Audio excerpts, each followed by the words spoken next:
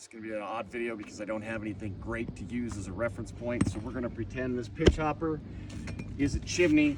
Yeah, we're going to help this guy out that can't get a roofer out to fix his leaking chimney.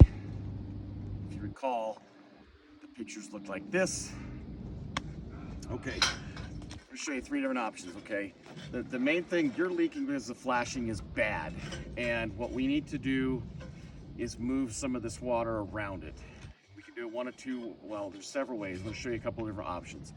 If they left any drip edge behind, or if you have any kind of metal that looks even closely resembles this, what you could do is go to the back side of your chimney. So the water's coming downhill. This is the back of the chimney and it's going to flow around it.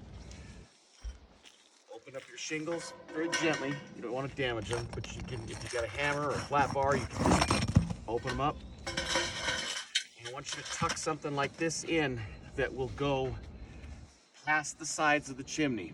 Now, it's important to remember that this is just a Band-Aid.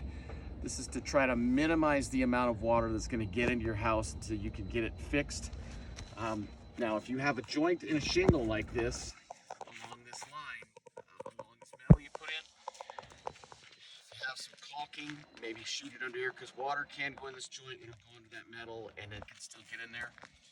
Another option is if you don't have any metal and they left you some shingles, do the same thing. Just try to get as close as you can to the chimney so that this will kind of lean up against it like this.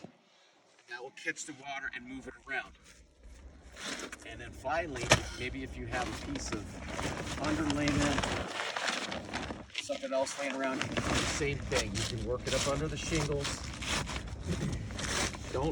I prefer that you not nail it, but they got to come back and fix it. So if you need to nail it down, you can do that.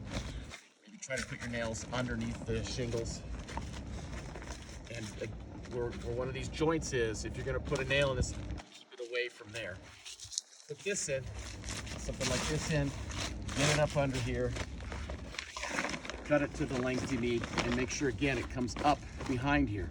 Now, if you're using a paper like this, you're going to want to throw something in here that can kind of weigh against it and hold it up. It can be a board, it can be an old tire, it could be the roofer's business card. Okay.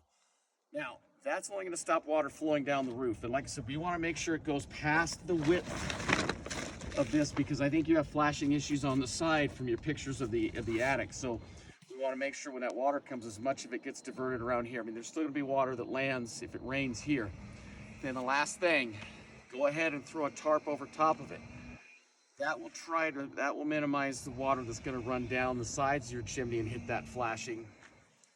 Although that's going to be very minimal. This is going to, doing something like that is going to be the most critical thing.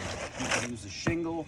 If you got an old piece of wood or a piece of metal, just anything, just get it under there. Tuck it up as far as you can.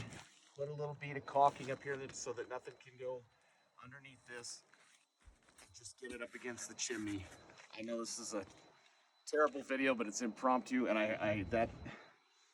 this will help you minimize what's happening until he can come back out and fix it.